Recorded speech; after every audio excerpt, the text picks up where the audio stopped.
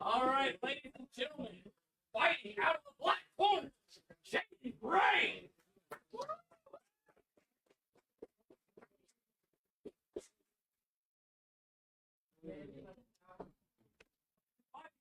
The red corner is Ethan Tack.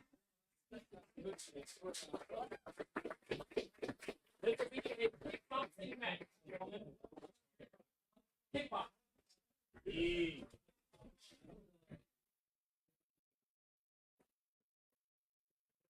And welcome back to FiteNite MMA, ladies and gentlemen. We have a phenomenal kickboxing bout lined up for you, which will get underway just seconds from now.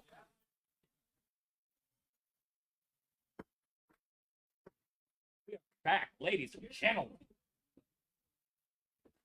And already. Right out the gate, as we love to see. You see, these guys, they're a little bit more measured. I think that they saw how some of these other fights are going. Yeah. They want things to be a little I think so. Which I think I can respect. That's... Both in there, both feeling each other out. They're both relatively new. Yeah. I don't think either of them have the cage. A little bit of a feeling out process. As you said, first time in the cage, you're not only getting used to your opponent, but just being in there in general. Being in there, having the crowd, having people right. talk about what you're doing in there. Let's see some work, gentlemen. Beautiful feeling out. A little bit of a wild shot there over the top. Oh yeah. He's got to set up those powers. Yeah, just slightly out of range. Though you're sending a ton of power, but if you're sending that much out, you're creating just a gigantic opening for your opponent.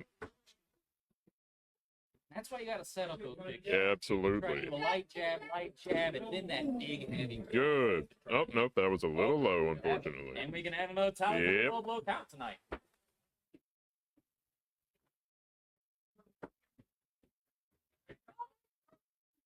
Great exchange. You actually love in those little feeling out moments how it almost becomes pin drop quiet. And you just wait for absolutely. That one much closer than earlier.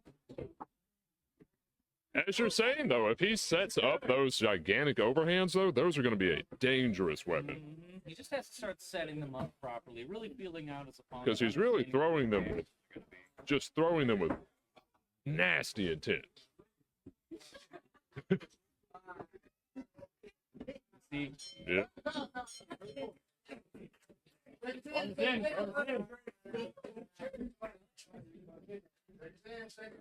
I think for the experience level of both fighters involved, that was a great first round. I mean, we're looking Jalen Gray, we've got him marked down as Jaden Gray, complete figure. Absolutely. And even Tap, he's got 6 months of kickboxing and BJJ, which for a kickboxing match, it's very relatively little. Yeah, for all intents and purposes, I would say these are just both brand new competitors.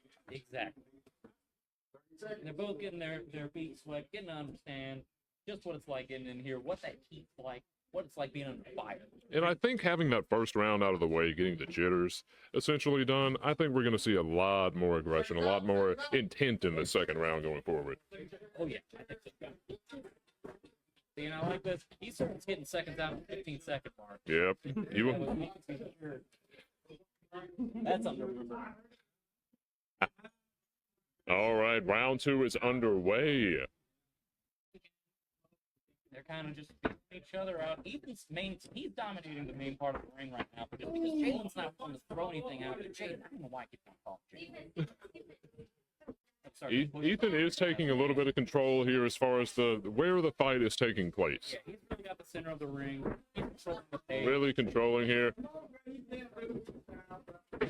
But that said, he has to be conscious because we know that Jaden is able to throw that gigantic overhand. Oh, yeah. He's got the power. I think they're both aware. The other person's got the power. Absolutely. Just playing it safe at them. And that's the kind of tactical fighting that you like to see. Oh yeah, especially in these low levels, because I don't want to see them just going up there just throwing whatever hand. Absolutely.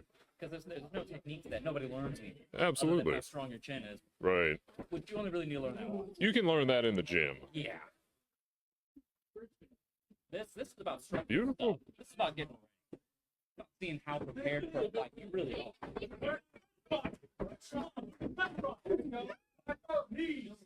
Your big box loves to throw. He isn't setting them up. You got to set up those gigantic shots, though.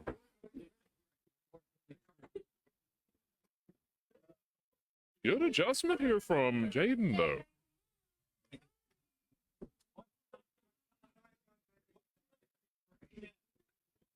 Ethan Tapp is not deterred at all, though, from the power, though. He is just maintain control of this whole second round.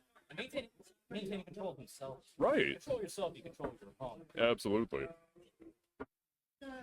Which, honestly, it's refreshing to see that kind of perspective from a fighter at this skill level.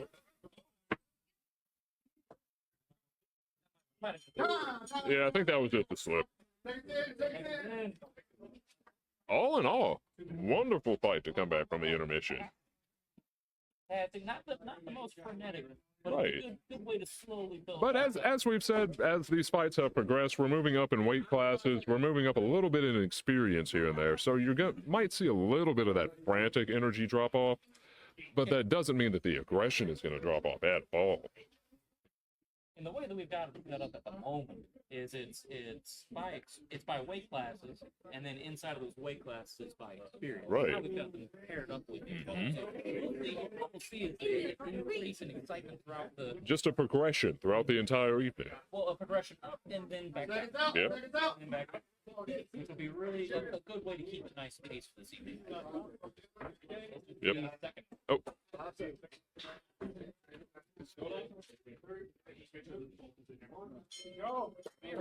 And we're back. Yep. Start keeping tally over here. A little bit of a feeling out process going here into the third round. But you're still seeing Ethan Tapp kind of controlling the fight, determining where it's going. Just with his presence, Yeah. He's not necessarily just going after Jaden, but he is controlling. He's waiting to see what Jaden's going to do. Right. Jaden loves throwing those big overhand bombs, so all he's going to do is wait for me to throw that bomb and then counter. See, he's Oh! That one did partially connect though this time. If he's able to. He had to eat Yep. afterwards, just for them. Don't let anyone else up here anymore. Unless they got actually red wristband or gold. Ethan undeterred after that shot, though. A little bit of an exchange, and now that we've come back to deciding the range of the fight, beautiful leg kick, though. Like, You can really hear the snap on those, even with the shin guards. the shin guard real, it makes it a lot worse because, I mean, normally if you hear that slap in a fight, you won't really, in reality, the fighter won't really feel that. Right. Like, it's those hard. It's the punch of it. Really stick out of the fighter. But with these shin guards, you hear them all. Absolutely. Important. Just good jab and good distance control here. A little bit of an exchange here at the end.